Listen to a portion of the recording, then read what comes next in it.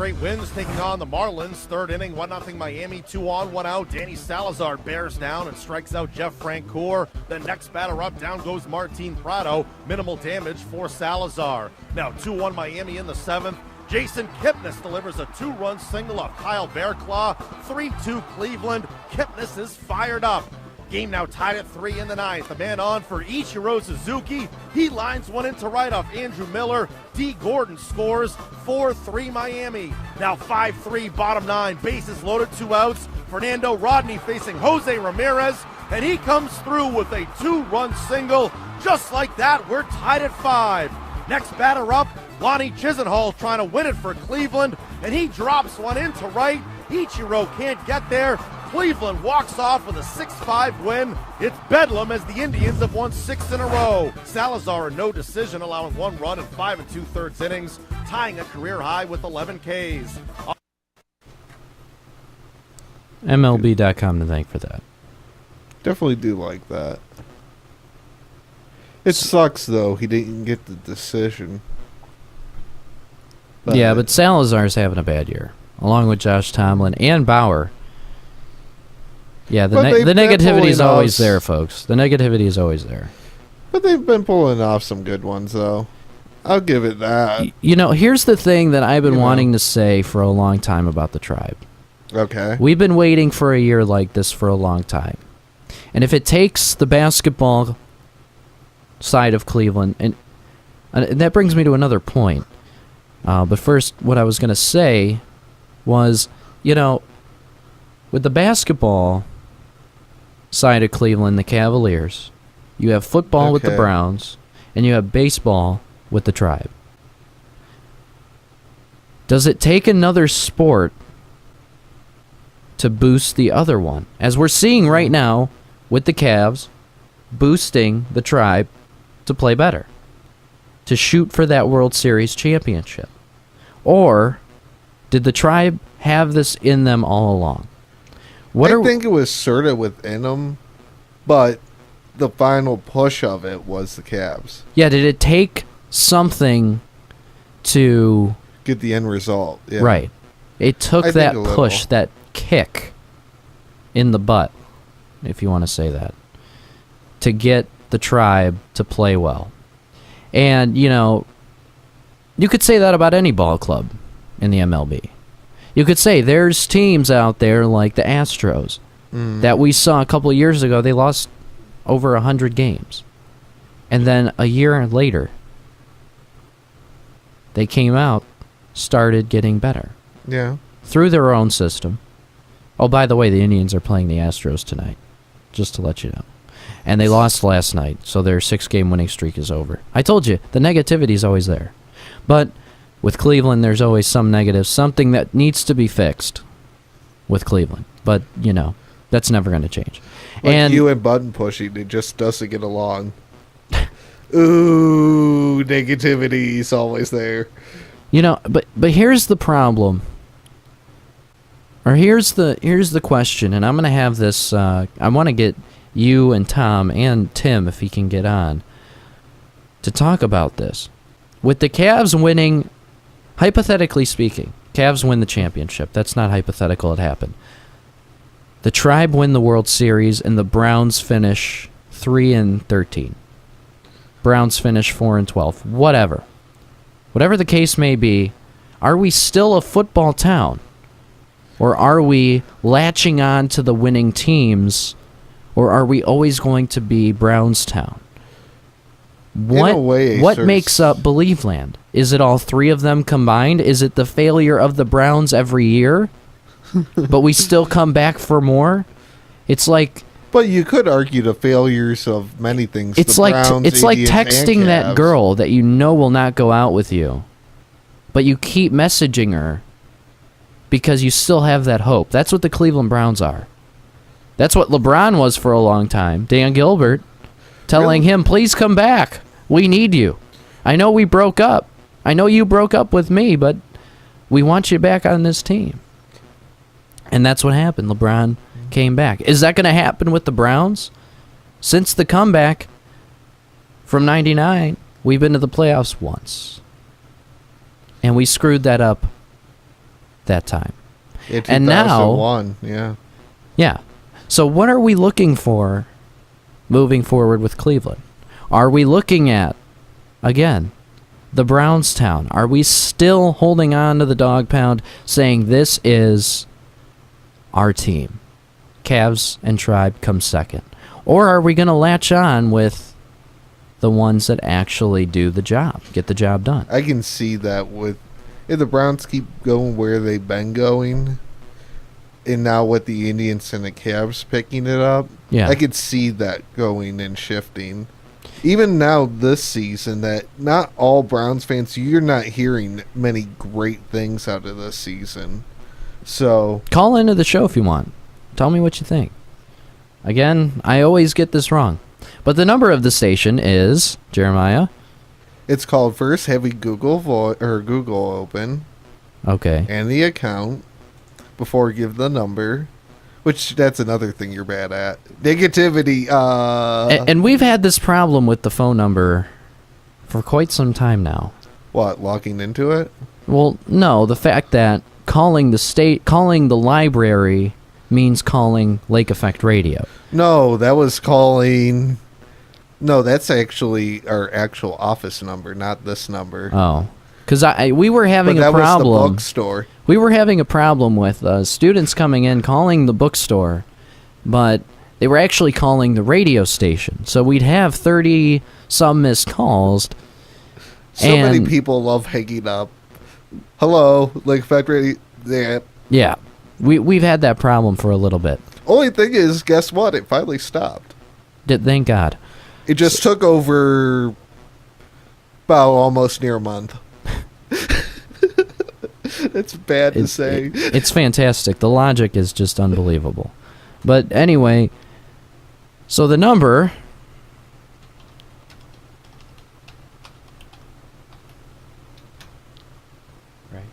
Would be to the station if you would want to be call in 440 would be 440 940 940 6615. 6615. Oh, Or that's- they could text it. or you could text it. And we have a stream in which you can call into the show. And that's how you log in. Okay, now I'm understanding how to work technology. So this is good. We're going to take a break. When we come back, Actually, again, call you have in. to go into Gmail. Okay, Get into Gmail. I will do that on air. You're lackey. I am. Again, call in 440-940-6615 if you want to talk about, is this a Browns town? Or are we switching to the Cavs and the Tribe because they're doing well? Or are we always going to be loyal? The loyalty To the I see Cleveland sort of Browns. burning a little, though. Let me know what you think. This is the Moss Hour, Lake Effect Radio. We'll be right back.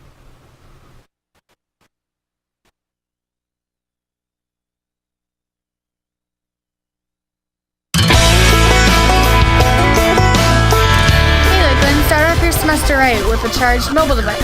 Now at Lakeland, we have 4 mobile device charging stations that can use for free throughout the campus. They are located in Breakers, E-Lounge, C-Lounge, and Y Building Game Room. Each device comes with 8 cords for mobile devices. Get charged up today. These were provided by Lakeland Student Government. Hey Lakeland students, pick up the latest issue of the Lakelander student newspaper to stay up to date with what's happening around campus. The Lakelander will keep you informed and entertained with all the latest campus news, music reviews, political commentary, and everything in between.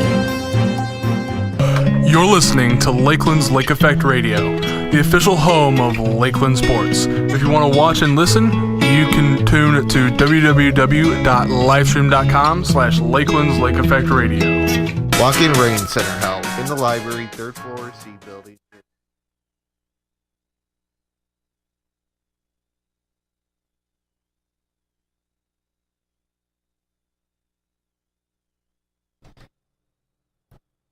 The Boss Hour brought to you by Red Robin, now hiring cooks. Experienced line cooks. Red Robin. Yum.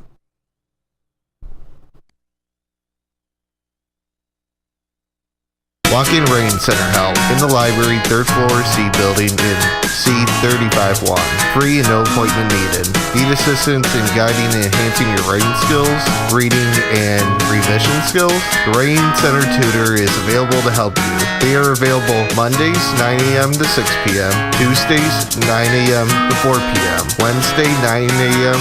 to 6 p.m., and Thursdays, 9 a.m. to 4 p.m. For more information, please call 440-525-7425 for more information. Attention Lake Trend Riders! Starting on May 2nd for at least the next 2 years, Lake Trend will be going back to Saturday fixed routes. This means, on Saturdays, routes 1 through 6 are slated to run from 8 a.m. to 7 p.m. For more information on these changes, please contact Lake Trend at 440-350-1012. That is 440-350-1012. Welcome back, everybody, to the Boss Hour, live from Lakeland's Lake Effect Radio. Was that good? In a beautiful city of Kirtland, Ohio. Beautiful city, Kirtland, Ohio, yada yada. I could do that. Yeah. Yeah, that would sound a little bit better. Oh, yeah, beautiful Kirtland, Ohio. Yeah, we know. We know. That's my intro again. Because the first half of my show, and not even the first half, the first 10 minutes, was my fault. I kind of stopped the recording, so we had a little issue. But I fixed it, and we're back. And nobody's calling in. Call in, everybody. I want to know what you think about the Cleveland sports town. Again, are we still a Browns town? Are we a Cavs and Indians town? Are we just a Cavs town? Are we a Gladiators town? Not many people know that one. Yeah, the Cleveland Gladiators, our arena football team. Are we... I don't even... Who owns them anymore? I thought it was Bernie Kosar. I know. And I thought he was something going on and he had to sell them. That's a good question. I don't know. That is a good question. You know, one thing that I've been wanting to talk about, we'll start now with our... my next show, Jeremiah, I'd like to have you back on. We could talk about the Cleveland Browns, not the Cleveland Clowns. Are they going to be clowns this year? Hopefully not. RG Clee, RGCLE, RG Cleveland, RG3. But this is kind of the messed up year. We actually sort of have two decent quarterbacks, and was it a whole, week by week, who's going to start and all arguably, the other garbage. Arguably, Josh McCown has not looked good in the preseason. And Cody Kessler just looks like he needs years of work before he's ready to play on an NFL team. He needs to learn what a white line is. He runs out of... Yeah, he doesn't know where the lines are on the field. In the first preseason game against the Packers, he ran into the end zone for a safety, not for a touchdown. He ran backwards. We were on the 2-yard line. He got blitzed, and he ran out of bounds. Didn't know where he was at. The second time he got to the 2-yard line, again, of the Browns against Green Bay, he got sacked for a safety again. This time they actually tackled him in the end zone, and he didn't voluntarily go into out of bounds in the end zone. But he's sort of doing his job, just not for us. Yeah, he's helping out the Packers. Why don't we trade him to Green Bay? And by the way, everyone, if you didn't know already, last year I said on the show a couple times that a so-called Johnny Manziel would be the future of the Cleveland Browns. And I'm glad we don't have that recorded, because I would probably be given hell about it. I just need to pull that up right on now. YouTube. Yeah, you could probably pull it up and play it. I don't want to hear myself say that again. But if it happens, it happens. Anyway, I'll admit right now that I was wrong. I was very wrong. Not only was I very wrong, I was mistaken to the point that, I don't know, it was just really bad. It was terrible. It was an embarrassment. The huge thing is of him now going and re-registering himself back into college. Yeah, he's back in college. If you guys didn't know, a little update on Johnny Boy. What happened with him was Johnny Manziel was in the news constantly. He's in court all the time now for domestic violence against his girlfriend or something like that, his ex-girlfriend. from TCU. I forget her name, but I never knew her name. I think it Don't starts even with a want C. to. But anyway, so he was accused of domestic violence with her. He's in court, which I don't know what's going on with that. You don't hear about that in the news anymore. He pled not guilty, and now I don't know where that's at. I don't know if it got suspended or what happened. But he's been partying. He's been doing his thing, that he's been doing forever. And now, the big turn of events, he's going back to school at Texas A&M. Was he going to try to play football again? What if he calls the coach, hey, yo, man, I want to play football again. I won't party as much. I'm sorry. It's not going to happen. I mean, I would love... That would be a story for the ages. If he goes back next year, he goes in. Is he even eligible to play sports? No, he's not eligible. No, But after he left, he pulls he's a few player. strings, spends a little money, gets back on the team, and goes back to the NFL. You know the ruling party of the college is not going to let that happen. It's You know laughable. that. It really is. I feel bad for the kid, but you can't really because he made all the dumb decisions himself. Yeah, all those millions went down the toilet because now he's back in college. I mean, it's a story that just... He's a story in himself. It's kind of sad. He's got to understand that he needs to clean up his act, but no longer is he with the Browns organization. We don't have that problem anymore. It's kind of sad that at his age he could write his own book. How to destroy your NFL career in a matter of, 2-3 years? Hey, Jeremiah. What? Johnny Manziel's not on the Browns anymore. You know what that means? What? For Cleveland? This. All I do is win, win, win, no matter what. Got money on my mind, I can never get enough. And every time I step up in the building, everybody hands go up. And they stay there, and they say yeah, and they say there. Yeah. He's no longer here. That's a win for Cleveland. Put a win in the win column. Anyway, so the Browns get Josh Gordon back, which is interesting. He had a random drug test that he failed in April. Was told that he would have another one to see if he could be reinstated, and he passed it. So, he's back, but he's suspended for the first 4 games. And he'll be back the same week that Tom Brady comes back. He's suspended for Deflategate. So, an interesting turn of events for the Browns.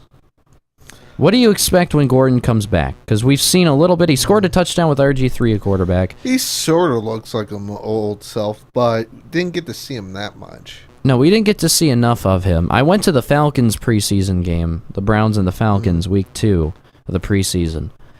He didn't play, which I was disappointed, but I do have a video of him catching a warm-up touchdown pass from RG3. As long as he does better than Bo, I think that's an accomplishment. Yeah, whatever Gordon's getting paid, I don't know his contract, but Dwayne Bowe is getting paid, what was it, $9 million? Yeah. For one season. He played in 3 games. He made $3 million for 3 appearances. Per appearance. So... And caught, 3 passes? And he caught... Or was 2 it 3? passes. 3 passes last year? And he made $9 million. Unbelievable. Huge accomplishment. Good job, front office. You scored on that one. Great job. And I don't know. Yeah. Yeah, that was a good one. See, that's the thing is, I thought after Cavs won a championship, fans going down to Cleveland Browns Stadium, throwing stuff at it and burning it down would have been kind of funny. It would have been, but it would have been completely illegal. Here's for... I didn't say it had to be actually legal. Come on. Here's for that Dwayne Bowe front. Here's to the front office of the Browns for last season with Dwayne Bowe. Wow, that's a long buzzer. I forgot how long that was. Yeah, I did make it short. Duh. I used it as emphasis. Against Dwayne Bowe? No, really just for the occasion. Anyway, so Dwayne Bowe's gone, if you want to know. All the clowns are gone, but the clowns still are there in a sense because they're Not still playing necessarily. football. We still have the head clown. Who? Jimmy Haslam? Yeah, Jimmy Haslam's a clown too. But you know what? We have a new coach. Hugh Jackson got hired over the offseason for the Browns. He's former assistant coach or quarterbacks coach with the Bengals. Then he was the coach in Oakland. He was a head coach in Oakland, went to Cincinnati. How can you can your coach for going 8-8 after 1 year? I mean, seriously. Well, Oakland was always in that form of we got to win now, and you know how that turned out. They are just garbage. 1 year. You know what Cleveland Browns fans would give to have a coach that does that? Yeah, but we either want to get a top 5 pick or we want to make the playoffs. See, that's the thing. I think they should tank this year. I think just win one game, beat the Patriots with Josh Gordon coming back, then don't win at all. And get Deshaun Watson a quarterback or get Leonard Fournette. Or maybe get this guy from David Cook or whatever his name is from Florida State, the running back.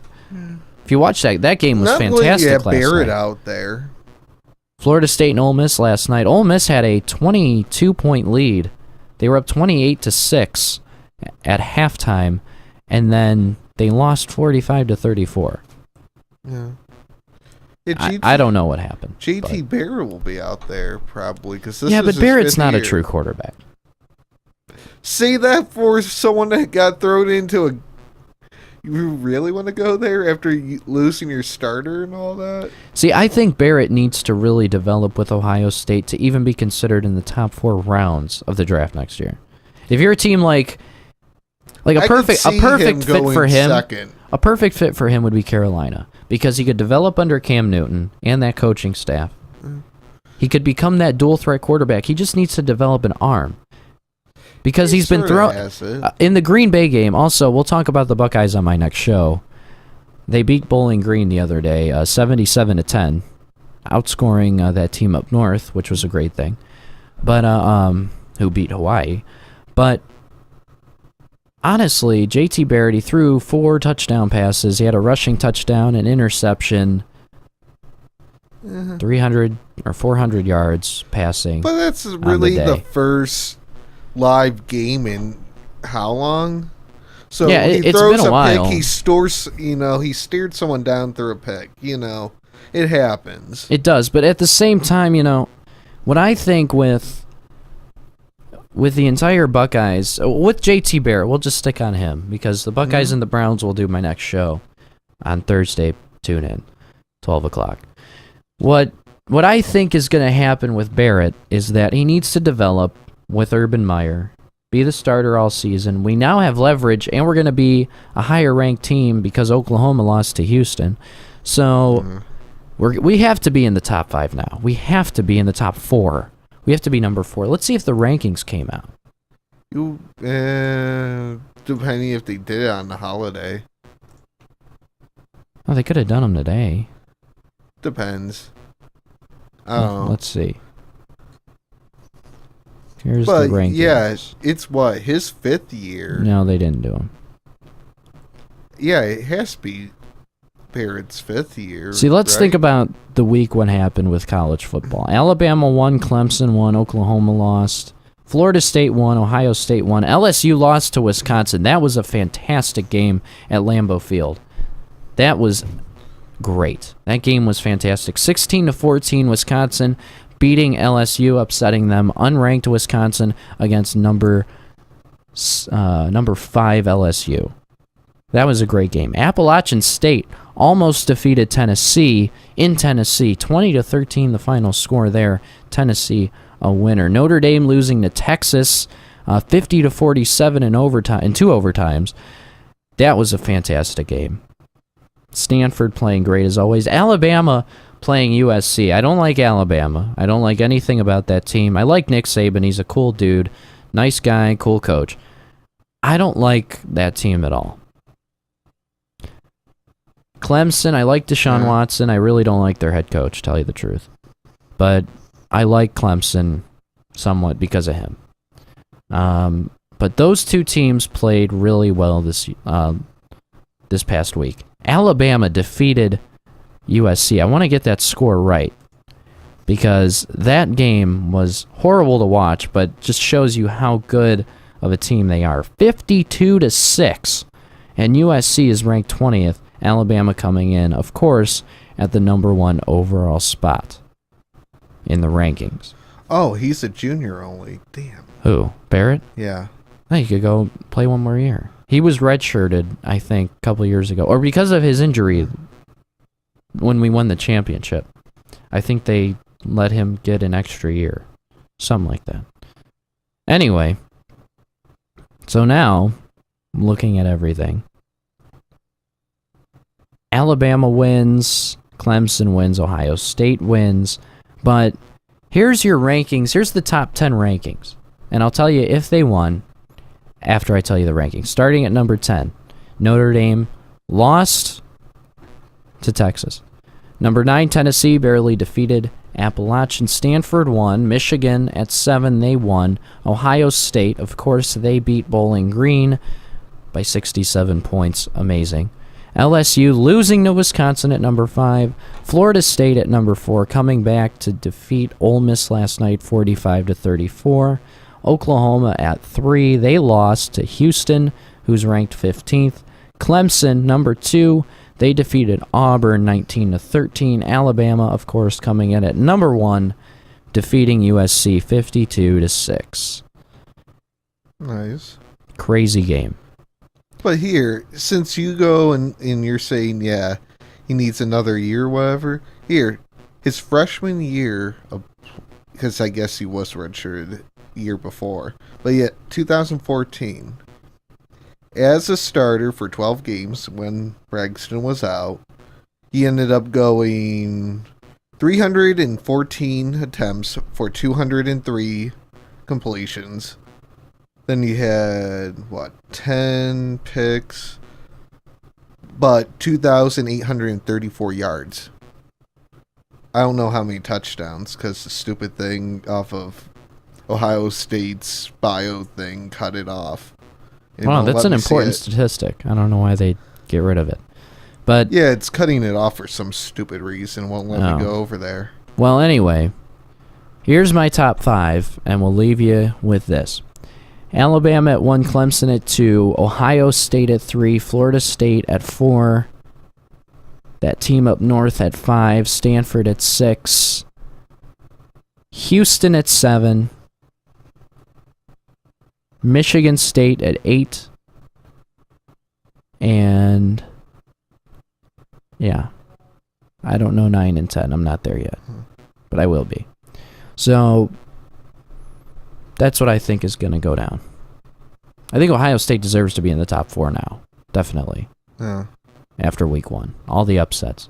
Fantastic week in sports.